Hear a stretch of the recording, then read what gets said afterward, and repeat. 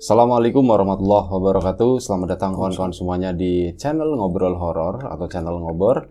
Masih bersama kami berdua di sini, ada Biru, ada Bro Ayung tentunya, yang akan berbagi kisahnya ke kawan-kawan semuanya. Sebelum menuju ke Bro Ayung, terlebih dahulu kami mau mengucapkan banyak-banyak terima kasih untuk kawan-kawan semua yang udah kasih support, udah kasih dukungan dalam bentuk apapun itu. Terima kasih banyak. Gak usah pakai lama-lama. Monggo Bro Ayung, waktu dan tempat persilahkan Bro Ayung. Monggo. Baik, terima kasih Mas Biro atas kesempatannya. Sama-sama. Nah, saya langsung ke cerita. Sebentar Bro Ayung. Oh, iya. Cek. Oke, suaranya kencang berarti masuk. Baik. Langsung ke cerita aja, Biro. Langsung ke cerita, oke. Baik. Cerita apa Bro Ayung? Iya, ini ada cerita dari Mbak Desi ya, Mas Biro. Ratnasari bukan? Desi Ratna Juminten. Desi Ratna Juminten. Iya, jadi enggak tahu. Desi itu kan ini nama sinden yang ngisi intronya Lapak Horor. Oh iya, itu ya yang baru namanya ya. Mbak Desi Laras. Mbak Desi Laras. Salah satu vokalisnya, salah satu sindennya almarhum Ki Entus Susmono dulu. Iya betul. Katanya dia mau dari nada apa aja bisa masuk. Itu sekarang gabung sama anaknya almarhum Ki Entus, Haryo ya, Mas Haryo. Mas Haryo. Dalang Tegal juga, gitu aja. Mau Bro Ayung jadi perkenalan. Ya. Mbak Desi tadi ya. Ini kalau ini Desi samaran, Bi. Ya namanya Atun apa Tuki ini nggak tahu sih. Iya. Ada sih tahu saya. Saya dapat cerita dari beliau. Cerita ini ada sekitar 12 tahun yang lalu. Udah lama, tapi sambungannya nanti kemarian, Mas, karena memang runtutannya panjang begitu. Ada runutannya 12 panjang. Tahun yang lalu 2011-an ya. Iya. Jadi saat itu saya masih SMA. Pertemuan pertama kali dengan sesuatu yang saya anggap nggak biasa dan nggak umum. Pokoknya itu saya anggap ya gaib karena memang ya pertanyaan terus nggak umum lah. Seperti apa Mbak? Jadi dulu saya kalau misalnya lagi ya lazim ya kalau SMA terus misalnya mau lulusan itu kan ada acara pentas seni itu lebih. Iya, perpisahan. Iya, pensi begitulah ya. Terus memang waktu itu keluarga saya lagi ada krisis di ekonomi, lagi minus lah. Akhirnya motor satu-satunya yang saya buat wira-wiri ke sekolah begitu harus dijual buat nutup. Untuk acara perpisahan? Bukan.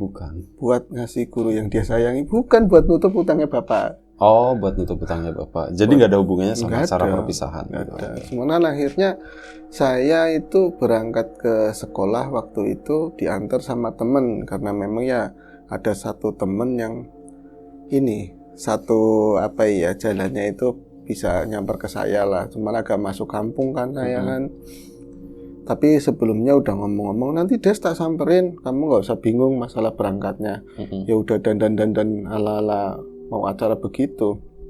Tahu-taunya memang saya nggak mau cerita acaranya kayak apa ya, biasa aja sih Mas menurut saya, apalagi waktu itu saya nggak ada pasangan jadi malah iri sama yang lain. Ya mungkin saya nggak cantik atau apa. Memang biasa aja, perpisahan biasa aja. Ya. Dirimu aja nggak datang kan perpisahan. Jadi terbatuk-batuk, saya nggak datang. Pas mau perpisahan itu kan, ini Bro Ayung kemana gitu. Kita belum perpisahan dan dia tuh nggak datang. Bahkan ijazah aja nggak diambil. Di fotokopi aja gitu. Fotokopi yang penting kayaknya lulus gitu aja. Stempel legalisir kan tinggal pesan sama tukang stempel. Mas bikinin kayak gini persis. Yang mirip-mirip. Iya, angkanya yang bagus-bagus biar pantas, tapi jangan terlalu bagus. Baiklah, saya kata Mbak Desi, selesai ngikuti kegiatan tersebut, saya juga ngisi di satu acara sih. Ceritanya begitu. Saya yakin waktu itu masih nggak ngertinya itu nanti paling nggak saya dijemput sama bapak begitu ya. Jadi teman yang tadinya boncengin saya udah pulang duluan. Saya ikut beres-beres. Ada meeting terakhir lah ceritanya begitu, Bi. Pembubaran dan lain. Orang saya itu ceritanya rada aktif, Mas. Akhirnya pas mau pulang itu kan tempatnya itu sekitar mau ada 15 atau 16 kilo lah dari sekolahan saya. Kalau jam tengah malam begitu ya, gak ada angkot udah. Kalau angkot yang kota-kota masih ada, tapi masuk ke jalan arteri yang menghubung kampung itu kan kesananya praktis nggak ada kendaraan umum. Saya akhirnya nyampe Pertelon yang nanti arahnya ke kampung. Itu juga nanti jalan itu masih melesak, masih kampung lagi ya.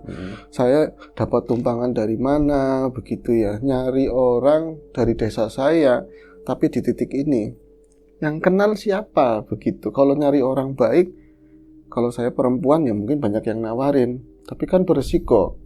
Akhirnya saya berdiri di tempat yang agak rame orang, tapi nggak rame-rame banget, yang ada ibu-ibunya lah, mungkin nanti bisa nolongin saya begitu kalau ada apa-apa. Saya nungguin hampir mau 1:30.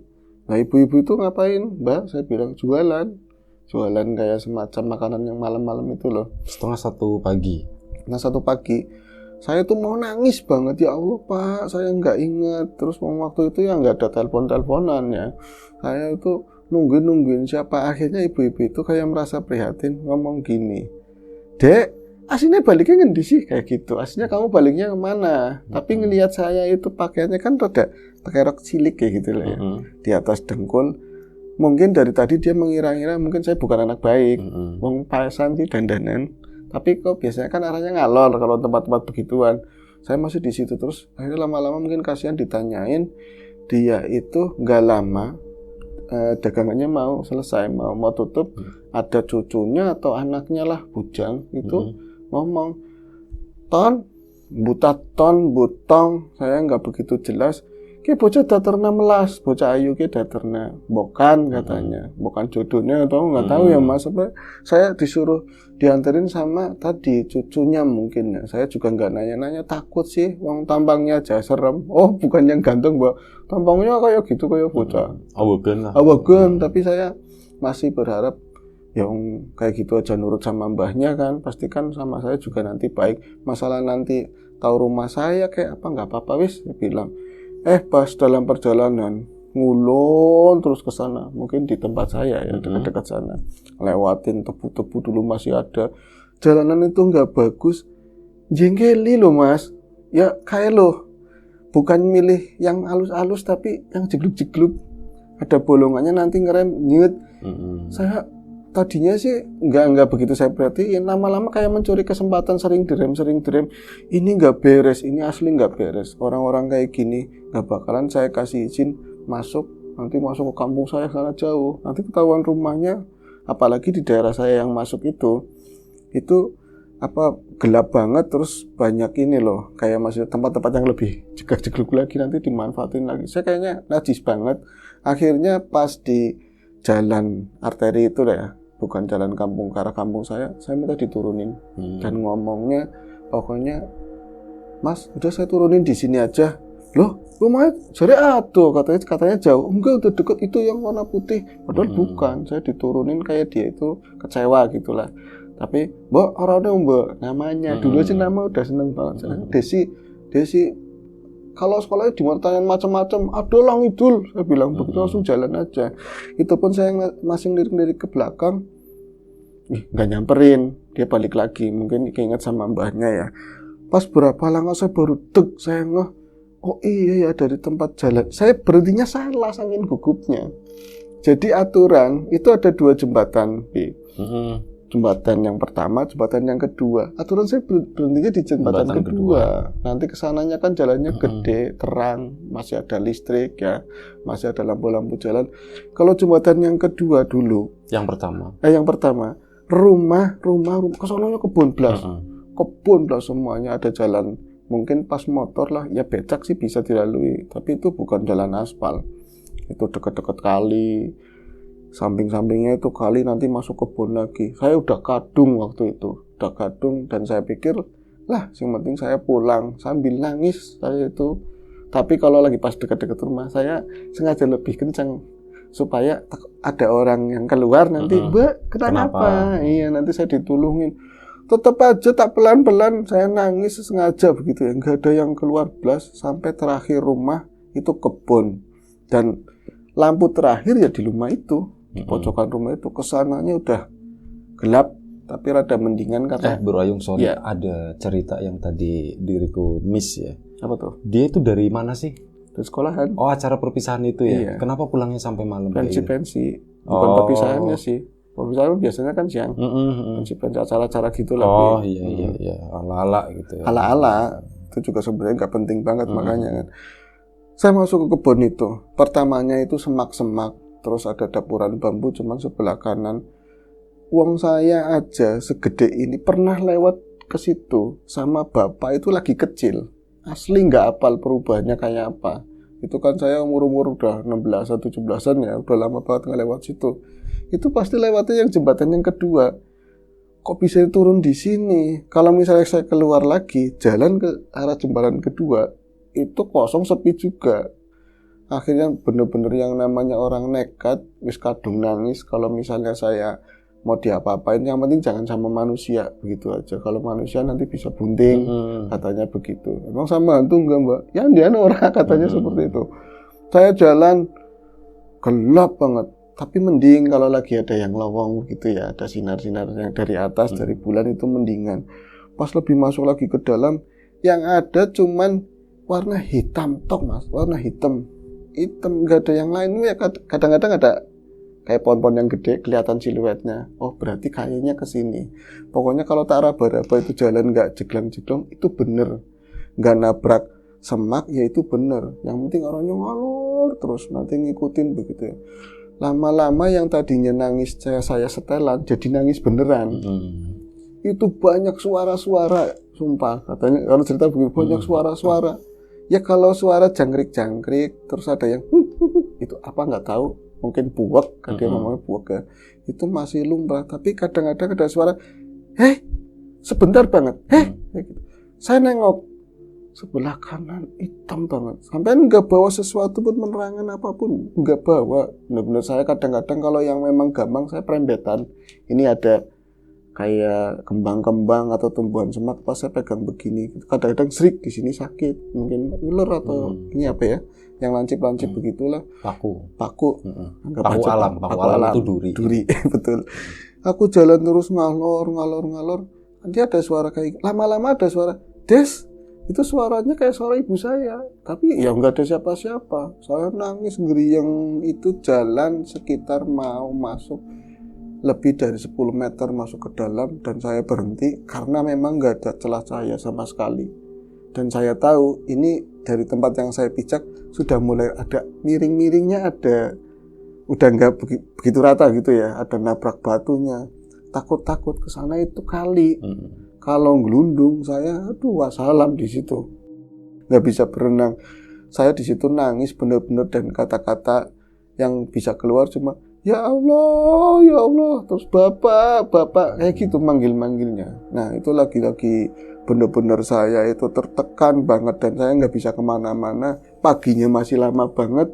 Tahu-tahu saya melihat dari arah depan saya itu ada cahaya kecil banget pertamanya, kayak orang lagi ngerokok mas, gitu. Klip kayak gitu doang, nanti mati lagi. Siapa ya? Sama nangis. Masa di kebun kayak gitu ada orang? Tapi kayaknya bapak kalau ngerokok terus di tempat gelap kayak gitu rada seneng juga. Syukur-syukur orangnya lagi nyari apa ya, kodok atau nyari apa, kan bisa buat saya mintain tolong. Nanti gampang diupain di rumah begitu kan. Ditungguin gak nyala-nyala lagi. Lama saya nungguin, mungkin hampir mau 3 menitan. Nyala lagi, dan itu bukan rokok tapi api, memang api. Itu kecil dan redup. Jauh, gak terlalu jauh banget sih, tapi apinya bukan yang biru yang ces gitu, enggak kayak lampu korek yang diginiin.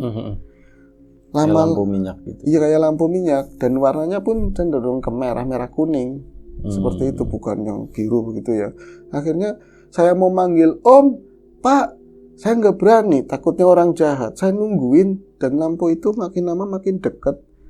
Setelah mungkin ya perkiraan saya ada 5 langkah atau apa, lampu itu berhenti. Dan kalau normalnya lampu itu ada yang megang dong ya, ada yang megang, ada orangnya, walaupun nggak jelas ada bayangan tangan kayak bayangan badan, itu nggak ada benar-benar. Tapi saya bisa melihat kacanya. Itu semacam lampu yang dibawanya becak mas. Iya, lampu badai, lampu minyak gitu. Itu lampu badai kan ya, yang biru biasanya. Iya, itu lampu seperti itu. Saya sering lagi dulu di Pramuka pakai buat di tenda. Itu lampu kayak gitu, tapi saya pantengin bener-bener itu ya. Mendarnya kan cukup lumayan.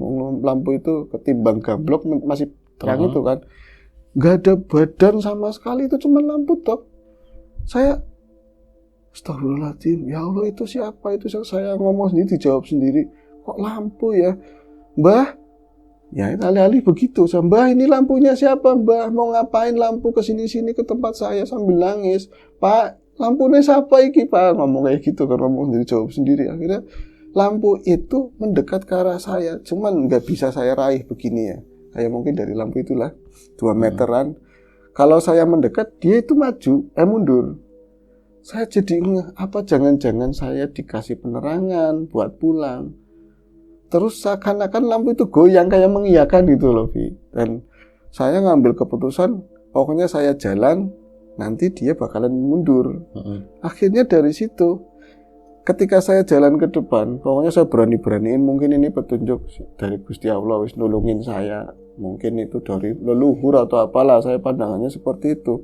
Lampu itu turun ke arah bawah, jadi dia menayanginya tadinya sejajar sama saya. Turun ke bawah masa? Turun iya ya, turun ke atas itu naik, naik dan turun itu susah. Itu akhirnya turun mengisor, agak ke bawahan. Iya ya, Vi ya. Terus turun itu sebatas mungkin lutut saya lah. Jadi dia itu menerangi jalanan yang saya pijak di depannya. Dari situlah tetap saya nggak bisa tahu sebelah sini kanan kirinya, paling sebatas pandangan mata saya, tapi itu jelas jalanan dan sekali-kali itu udah bibirnya sungai.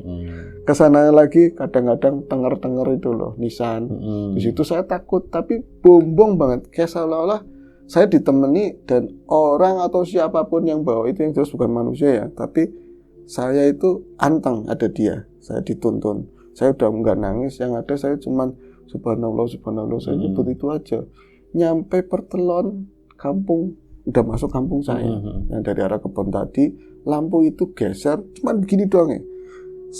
Sebentar kayak kalingan tali listrik, udah nggak ada. Saya itu ngibrit, pokoknya udah jatuh aspal lagi ya, aspal rusak juga desa saya. Terus ketemu pos, ada orang, pos ronda. Ketemu 2 orang, Des, kon sing ngendi melok-melok, pakai dandanannya. Ini dari ini saya jelasin juga percuma kan, Pandater. Nggak usah, emang tempat saya udah dekat rumah saya. Akhirnya saya pulang, saya nangis cerita sama ibu sama bapak saya, dan bapak janji katanya sempat mungkin kalau saya punya duit, udah ada duit beliin motor lagi. Itu saya pengalaman di 12 tahun yang silam gitu ya. Terus pernah lagi, itu bukan hantu Mas, kayak semacam saya pikir itu petunjuk lah, petunjuk dalam bentuk seperti itu. Kemudian pernah lagi saya ketika kuliah biasa ada kegiatan outdoor. Terus ini singkat aja, tersesat dari rombongan. Pokoknya saya itu ngelalu atau apa, saya itu dapat petunjuk, ya lampu itu lagi. Dan ini buat saya nggak ada pengalaman yang begitu menarik karena itu sebentar, cuman sedikit lah. Nah yang terakhir itu sekitar setahun yang lalu. Ini parah, dan akhirnya aku tahu yang bawa lampu itu siapa. Jadi ketika itu saya itu udah bersuami terus, tapi saya mengalami kehidupannya kurang bahagia sama suami saya. Saya diduakan, mertua juga nggak eman. Saya akhirnya cari duit sendiri, kerja sendiri. Dinodai juga. Saya dinodai kan. Dinodai oleh suami sendiri. Ya dinodai ya, iyalah. Noda yang indah. Itu langsung saya kerja wis apa aja, jualan nganti terakhir itu kerja malam jadi tukang nemenin itu Mas. Yang di bola sodok gitu. Saya kerja seperti itu. Yang penting anak tetap dapat susu. Saya juga kalau ditanyain orang tua itu kan saya udah pindah, bukan di tempat desa saya lagi kan. Pokoknya saya kerja, keadaan sama suami gimana, baik-baik aja, saya tanyain begitu.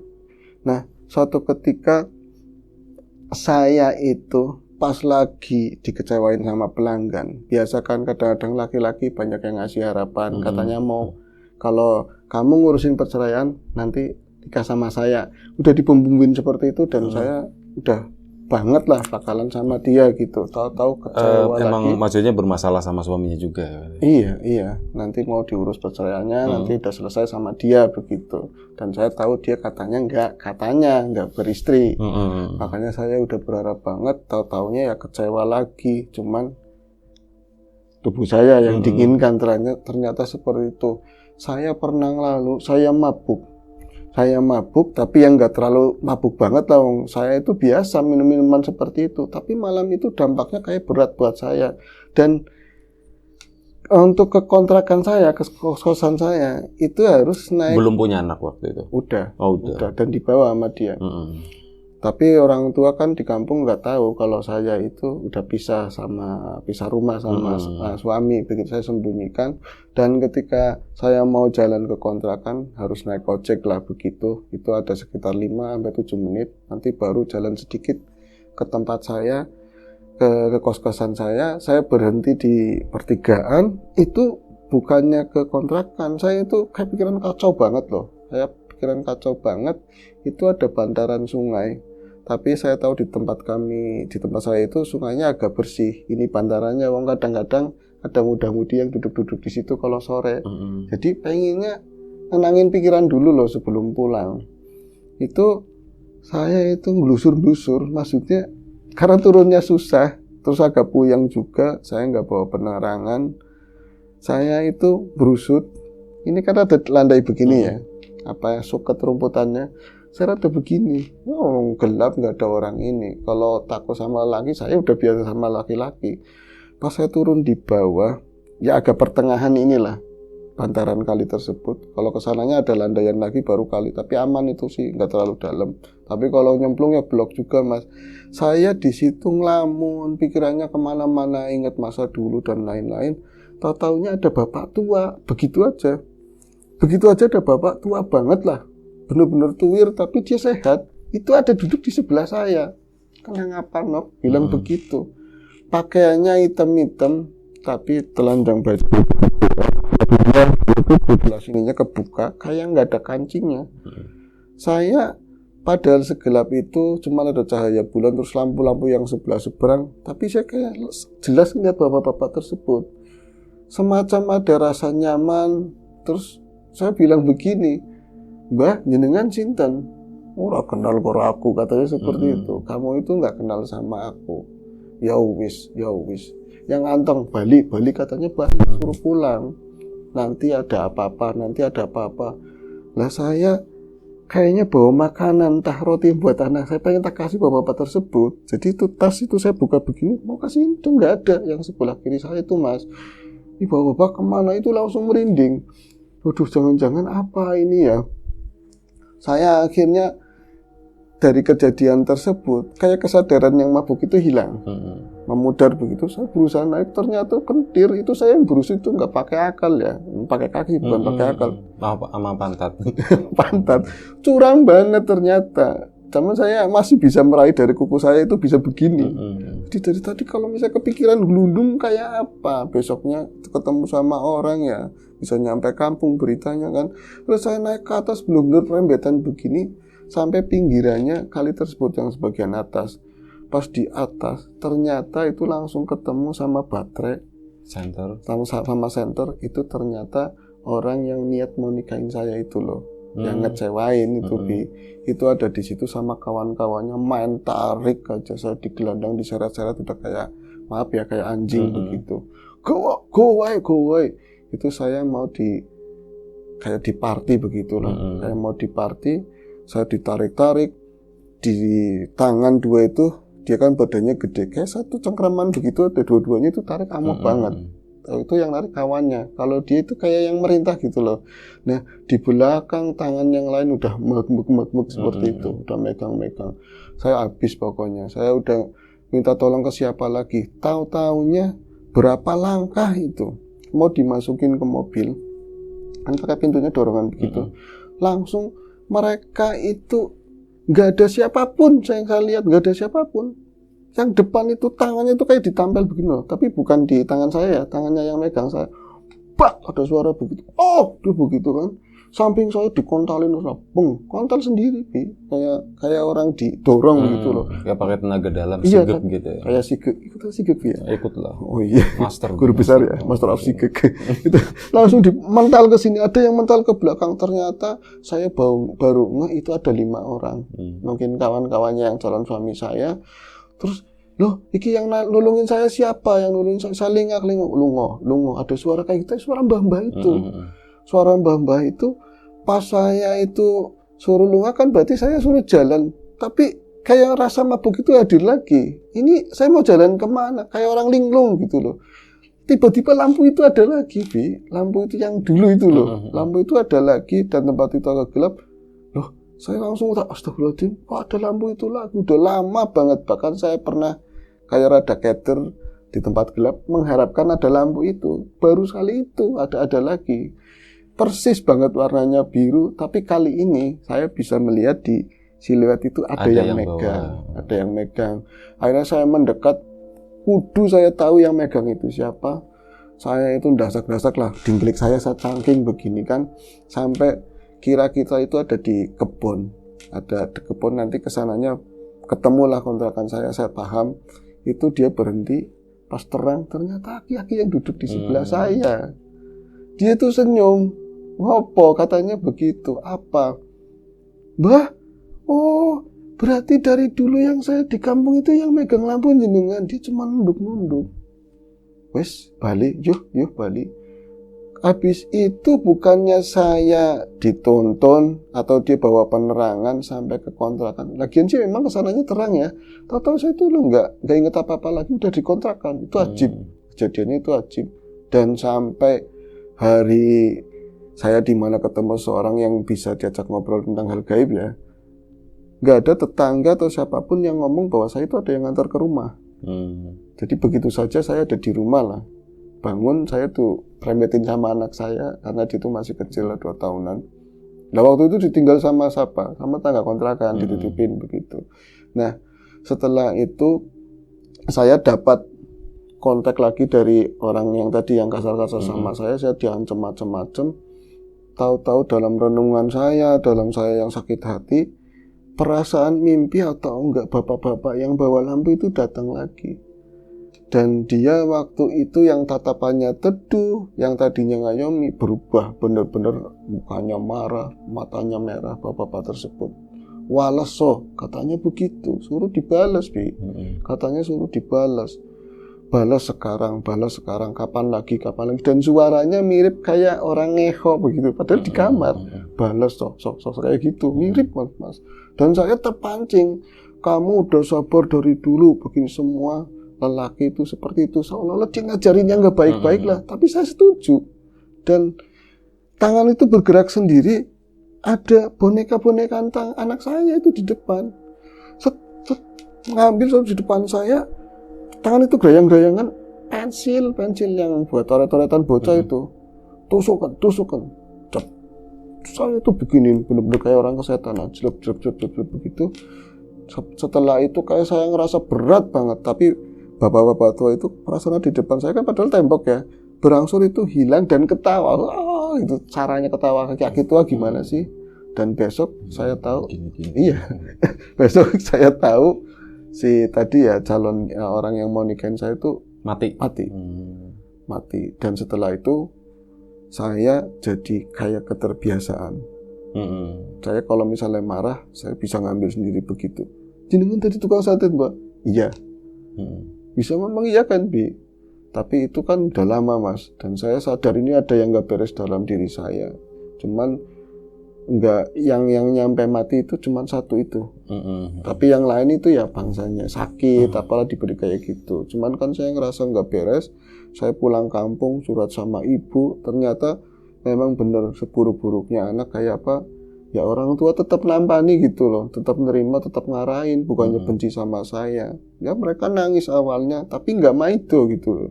Nah itu marah-marahin, dituntun, akhirnya diantar ke kiai, disembuhin semuanya. Itu proses mungkin ada 3 bulanan. Akhirnya sembuh. Setelah sembuh dinikahin sama kiai itu. Iya. Enggak sih. Ya nggak pasti seperti itu, anaknya kiai kayak gitu. Yang jelas setelah itu dia di kampung, di kampung. Ya. Ikut jualan di kampung dan sekarang udah menikah. Udah menikah lagi. Udah menikah. Semua orang biasa begitu. Syukurlah kalau begitu. Ini udah kelar Bro Ayung. Tapi ini nanggung banget. Sebentar kita break dulu sebentar. Oke. Ya, udah ya, gitu aja ya. Dia Mbak Desi pernah jadi dukun santet. Tapi ya asli buat pribadi sih. Buat pribadi kalau misal dia ada kemarahan atau apa, ya, jadi baru melampiaskannya dengan cara seperti itu. Awalnya dia pikir lampu itu nuntun dia, nulungin dia, ternyata itu emang jerat yang pelan-pelan gitu, perlahan. Ya betul. Itu. Oke, itu aja. Udah Bro Ayung ya? Iya. Oke, terima kasih Bro Ayung, Mbak Desi, terima kasih ceritanya, dan alhamdulillah kembali ke jalan yang baik dan benar, dan semoga di keluarga yang baru sekarang ini diberi kebahagiaan, bisa menemukan kebahagiaan dalam keluarga tersebut. Terima kasih banyak Bro Ayung, kawan-kawan di rumah juga terima kasih banyak. Doa terbaik dari kami untuk kawan-kawan semuanya. Sampai jumpa di episode selanjutnya. Ngobrol horor, jaga kesehatan kawan-kawan. Assalamualaikum warahmatullahi wabarakatuh.